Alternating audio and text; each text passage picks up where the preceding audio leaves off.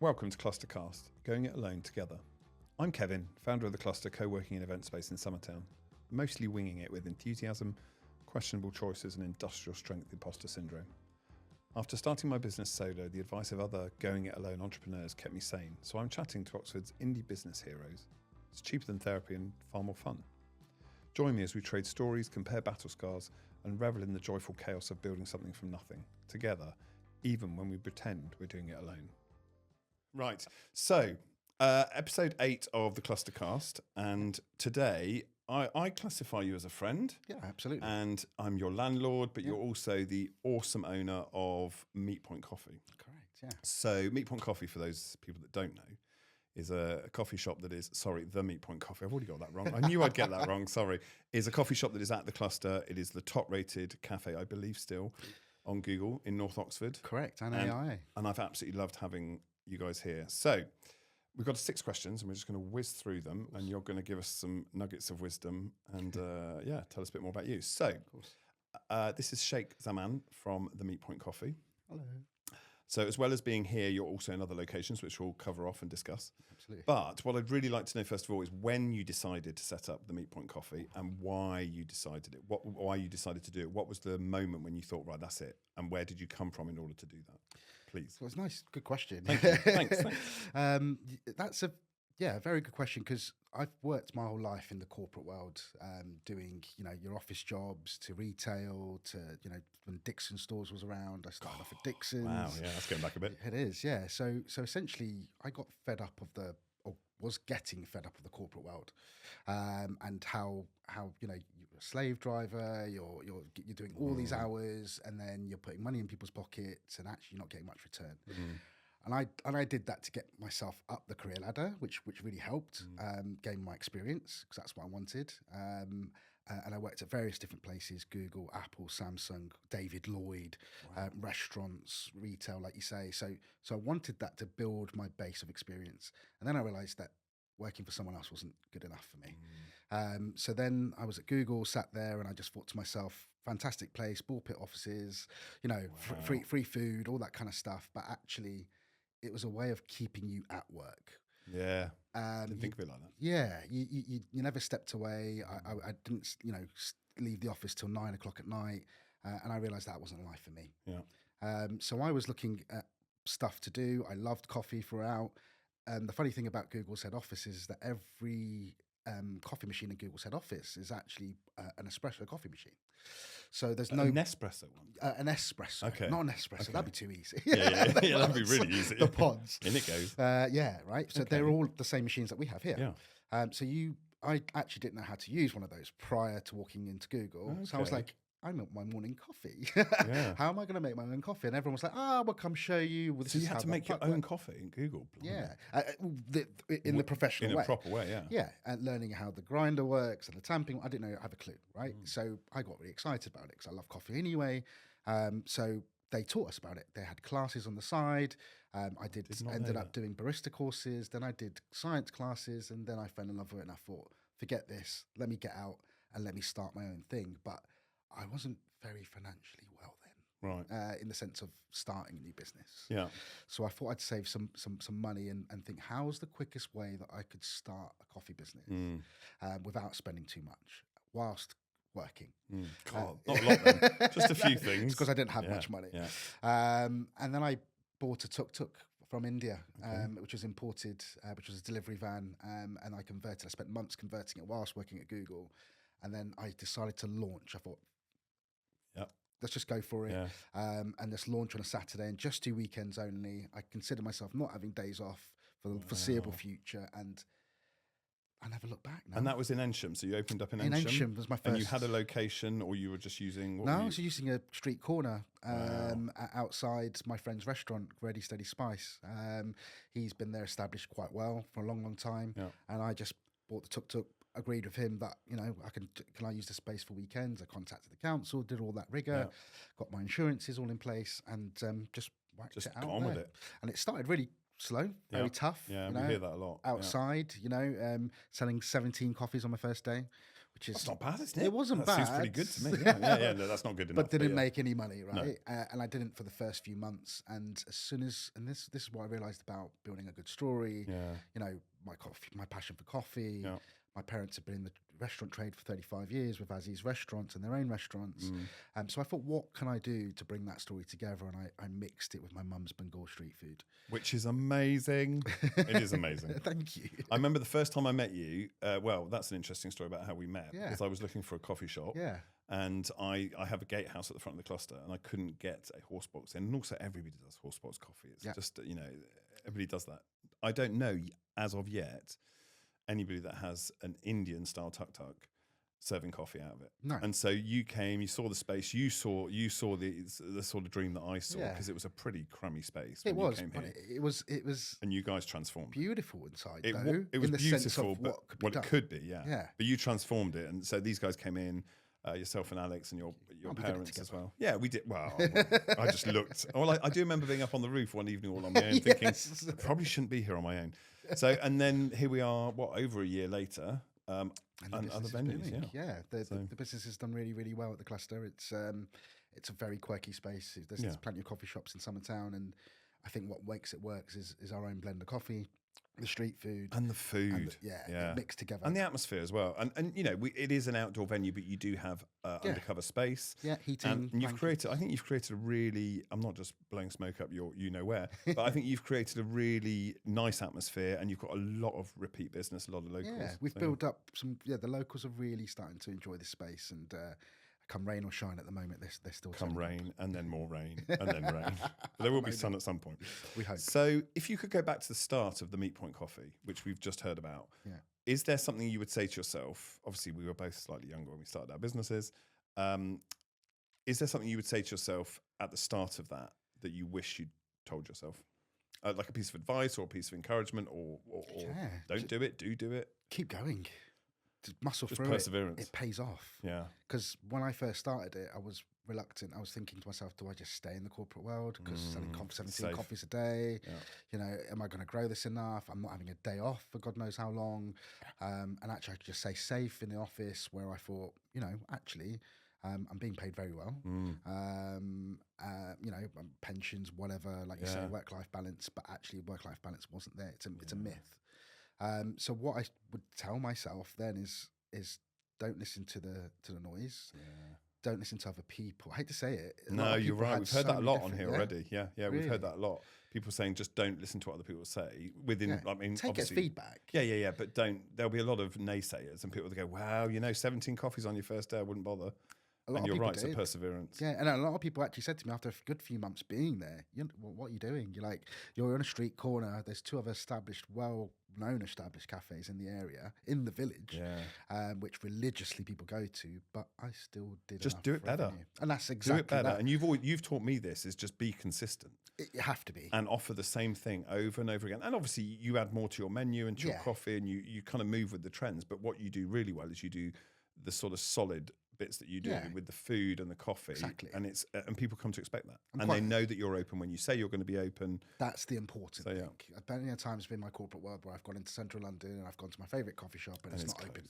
Yeah, or it's closed. And it'd be really random. Or it'd be really random, and it really puts me off. Or I walk into a named coffee shop, which I won't mention on here, and they write your name down and they get it wrong. Yeah. It's about the whole experience of things, and that's what I pride myself on. And I'm quite meticulous about with my team, is we go over and over about it, is what my mission statement is, what we're trying to give out to our customers, keeping it at that level, alongside the level of food and coffee. So all of those three pillars makes my business. But it's worked. I mean, last time I looked, I don't know how many you had, but you've got a shed ton of 5-star Google reviews. We're the highest, as you mentioned earlier, we're the highest rated, 4.9 on all organic, not paid for. I used to work for Google, so I know how that works. She knows how to get them. And I haven't spent a penny in social media marketing, and we are the highest rated coffee shop in the whole of North Oxford, let alone Summertown. And I should say, we're both drinking your coffee. We are. You're drinking it from one of your cups, but I'm also drinking mine from one of the...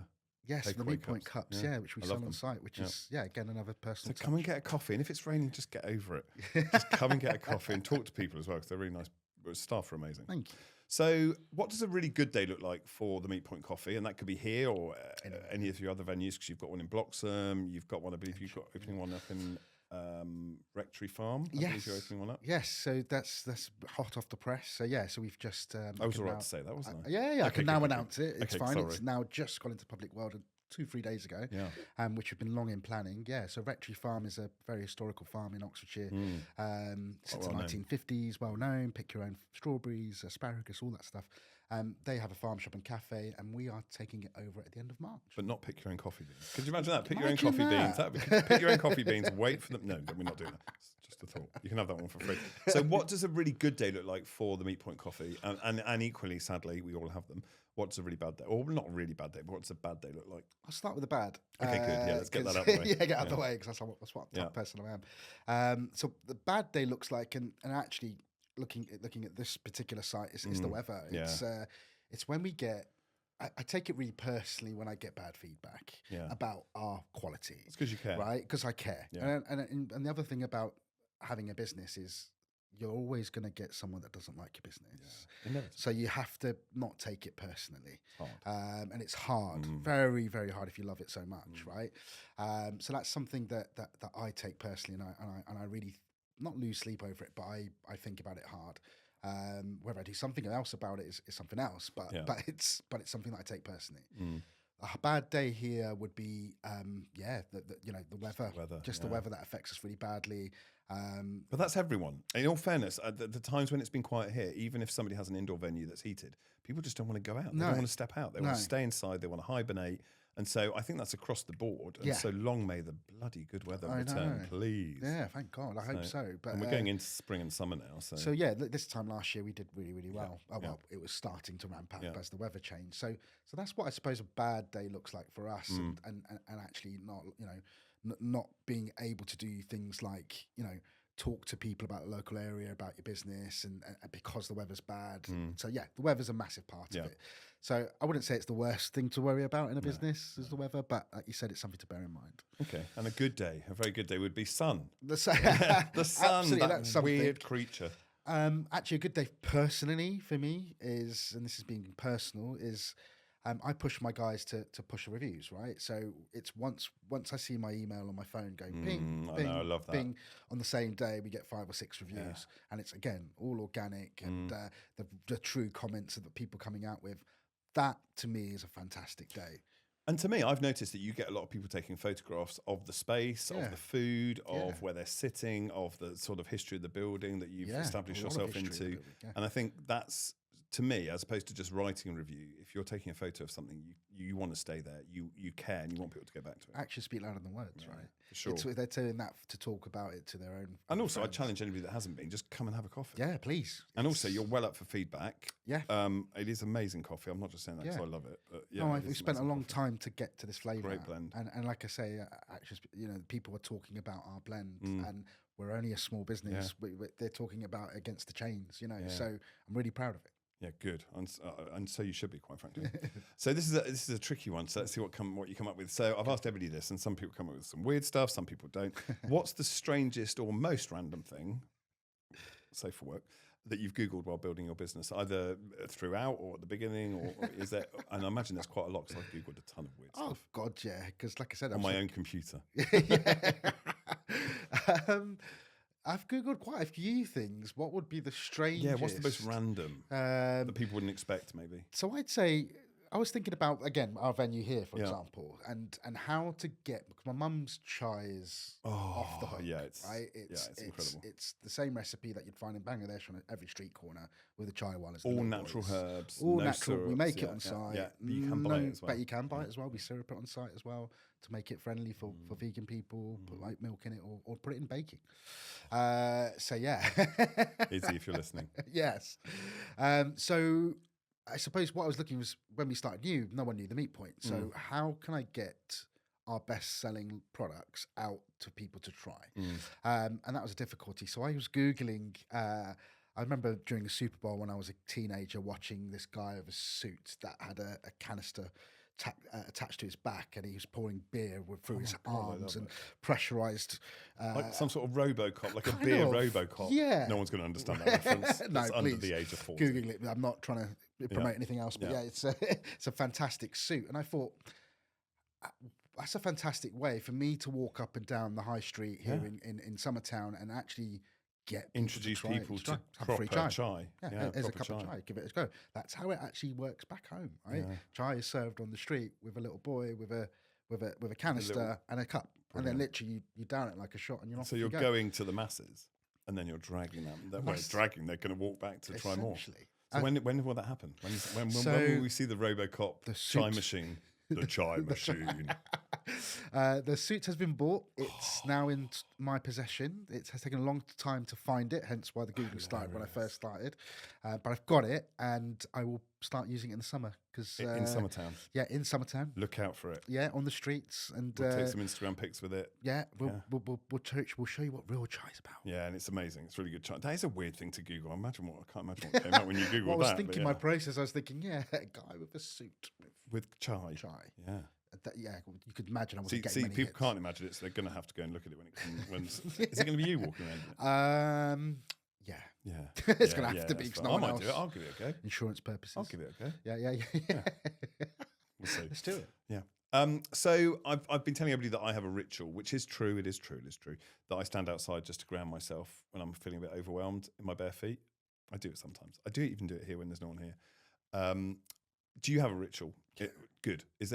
And could you tell us a bit more about it and how it keeps you grounded or keeps you vaguely sane when you're running your business? It's going to sound strange or not, but I go for late night drives. Oh, nice. For the same reason that you just mentioned. I love driving. Yeah. Driving's my passion. Yeah. It's a great...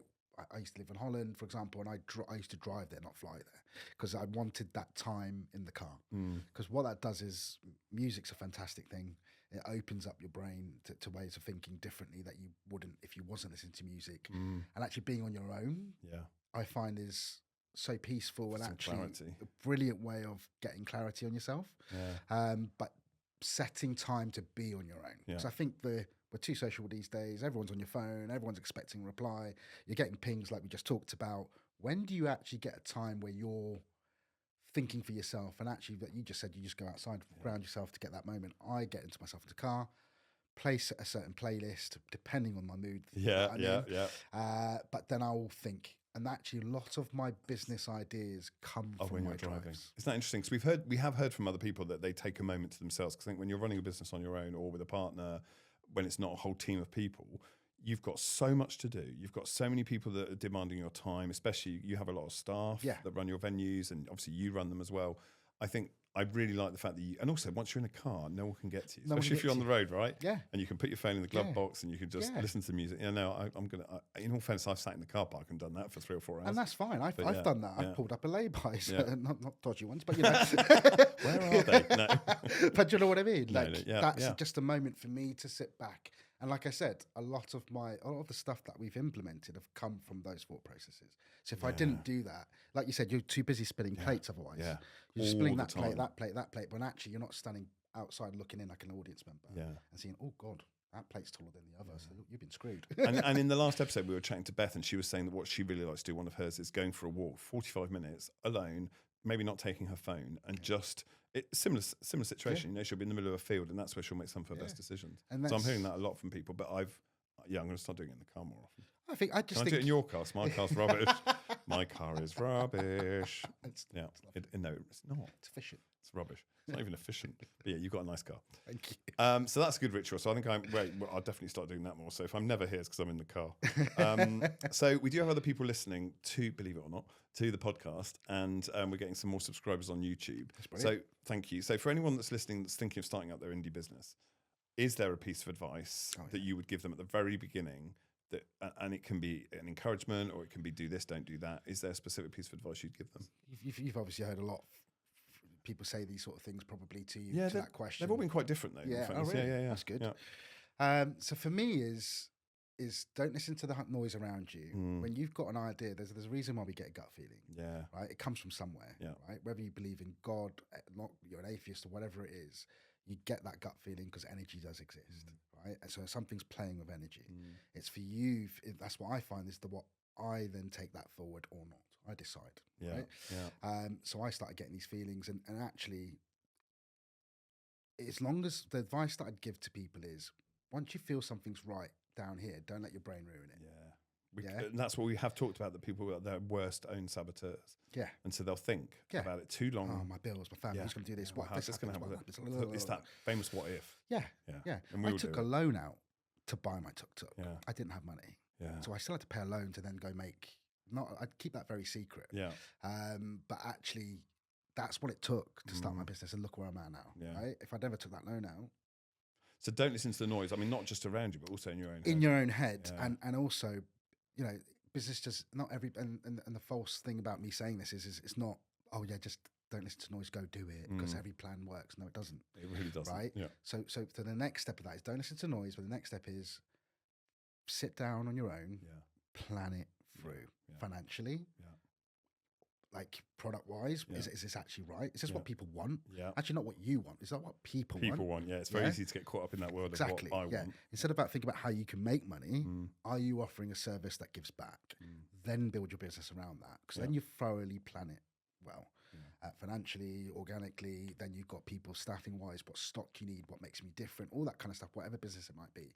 So plan it through. Don't just go and jump in. And I absolutely I'm on board with that, because when I started up the cluster, my landlords are amazing, but the husband of one of the landlords, he sent me a letter, a really lovely letter saying, you know, you really need to think about this. Will you get the right number of people? Because I'd been working for a business here for a long time on PAYE, and so it was quite discouraging in that sense. But then 6 months later, because I went with my heart and I did the planning and I thought about it and I thought about what I wanted to create, and it's a reflection of me.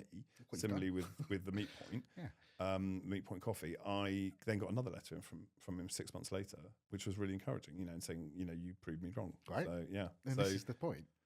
Don't listen to the noise. Don't listen to noise. If you've planned it well, give it a go. Because when you've planned it well, you're not going to put too much risk in. Yeah. And then all you're going to do is just give up what you can risk or what you can lose, right? Or what you can afford to lose. Yeah. All you're going to do is, if you fail, you lose what you've. Yeah, exactly. But that's good advice, because everybody says, you know, go for it, but then actually don't be stupid. Don't put your house on mortgage. Exactly. Your first. Don't remortgage your children. Right? Remortgage your house just to do it, to start with. If you feel it's not right, you've got to get that feel. It's a mixture of things that needs to come together. And then you can grow. Yeah, exactly that. That's my advice. So I always end with a random question. I'm thinking, given that you are a coffee and Bengal street food man, I'm wondering whether it should be a question about, because it's always a would you rather. Okay. So would you rather live without coffee or a car? That's a good one. Thank you very much. You're welcome. Thank you. You're welcome. Pinning me in a corner. Although I haven't said that, if you live without coffee, you're just going to have to drive around for the rest of your life. Yeah. But yeah, bit of a weird one, but yeah. It is. This is personally. And then you have to cycle everywhere. Car. Sorry. Not that I dislike cyclists. We love cyclists. No, we do love cyclists. Yes. I'm just not a cyclist. Yeah, I'm not. I used to work for David Lloyd, as I mentioned. Yeah. I didn't do spinning classes or any of that kind of stuff. Yeah, it kills my legs. I've got, babe, Johnny Bravo. I've got a funny story about that I had to help my mate out of bed. That sounds wrong. But I had to help my mate out of bed because he went to a spinning class and he didn't remove the lactic acid from his muscles. Yeah, and I bet he... So on that one, it would be live without the car. It would have to be. Because those are two precious things to my heart. Yeah. But if I could not survive without my car, I couldn't have done this business without my car, right? Fair. Or coffee. Or coffee. Yeah. So right, okay. So you've ruined my question. You but car. Thanks for that. But car. So and lastly, we're going to post a bit about obviously the new venue at Rectory Farm, which you've just launched or launching. You've also got the venue still have the Tuk Tuk in Ensham. So Ensham's still going. Yeah. Here's brilliant. It's the best. It's the first. It's the second actually. It's the second, but it's the first actual cafe. And it's the because Ensham was just a Tuk Tuk. And then you have one at Bloxham. Bloxham's has an indoor cafe. Yeah.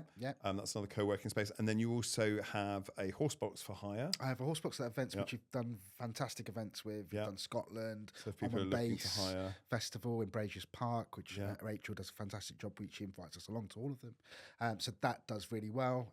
So that's a separate business, which a lot of coffee businesses just focus on that. Yeah. So we're doing both, which is brilliant.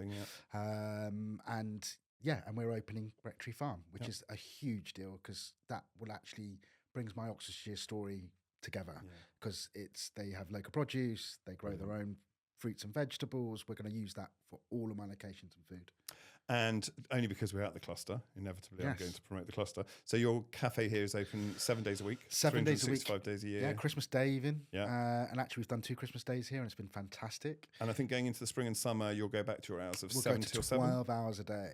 12 hours of coffee. We started with that. What's not to like? And that, again, made us famous for it. We only just cut because of the weather, but we will be stepping back up in the next couple of months. That's great. So I would cheers to that, but I need to go and get another coffee. Well, there we go. So I know where to go. Cheers. That didn't tink either. Oh, disappointed. Hold on. Yeah, there we go. Anyway, thanks, Shaek. And there'll be more episodes coming up. So thank you very much. Thank you very much. There'll be more episodes coming up on YouTube. And we've got about another 40 people booked in, but you're in the top 10. You made it to the top 10. I'm sorry you weren't sooner. You should have been. It's a disgrace. I know, I'm sorry. That's okay. But yeah, thank you. Thank you. Thanks for listening to ClusterCast. If you've enjoyed today's dose of entrepreneurial honesty and mild chaos, do stick around for more. You can find the podcast wherever you get your podcasts, watch the episodes on our YouTube channel, or pop over to clusteroxford.co.uk for the full cluster experience.